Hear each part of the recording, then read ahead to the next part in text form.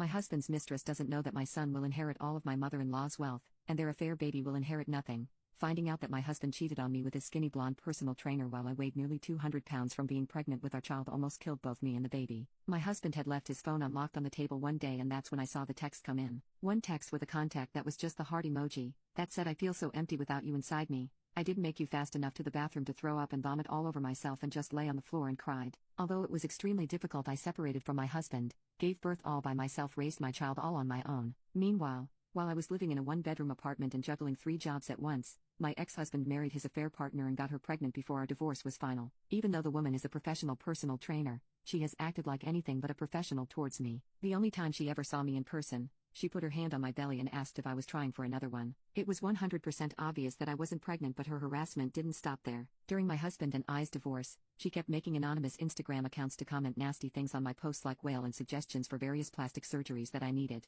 This led to me deleting 100% of my social media because I was sick of her having any access to me. The only positive aspect that came out of my divorce other than leaving a cheater was my ex-mother-in-law's overwhelming kindness. I had always been close to her and she was the first person I called when I found out about the cheating. I'll never forget how she supported me and cried with me on the phone and called her own son a bastard beach for what he had done. We have stayed in contact through divorce. My son loves his grandma and she has done so much to support me over the years, including buying me baby formula when I was struggling. She's an incredibly kind woman, and unfortunately this year she developed a very serious fast-acting cancer, and I have been visiting her every chance I get, far more than her own son. She took care of me when I was alone, and now I want to return the favor. About a month ago when I was visiting her, she waited until her caretaker had left the room and pulled me in to tell me a secret. She let me know that she had been updating her will, and she was so resentful of the type of man her son had grown up to be that she had chosen to leave 100% of her assets to my son instead. So not only will my ex-husband and his new wife get no inheritance, but neither will their child. I started to tear up and begged her to reconsider, asking her why she felt like my family deserved this instead of her own. She reminded me that I am her family and confided in me that her own father had left her family to go live with his second family when she was only 5 years old, and she had hated him for it. Now that her own son had grown up to be a cheating piece of poop just like his grandfather,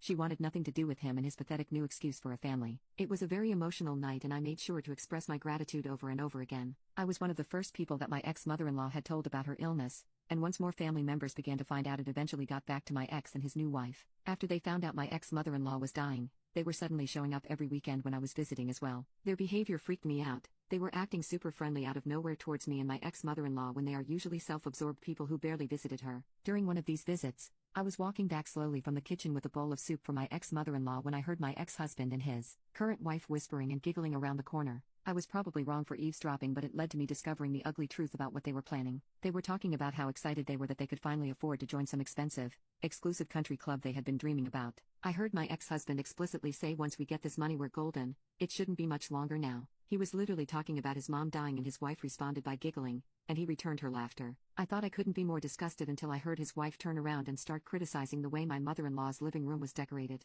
From the corner I was peeking out of, I saw her take down a photo that my ex-mother-in-law had put up of my son, turn back to her husband, and say, "There, doesn't that look so much bet? We'll have to replace it with photos of their son's name." I couldn't believe that my ex-husband was just standing there as his wife was insulting his own child. But then again, he's great at being divorceable. I'm going to miss my mother-in-law with all my heart when she passes, but I have to admit that seeing the realization on my husband and his wife's face when they learn they won't be getting a penny from my ex-mother-in-law will be priceless.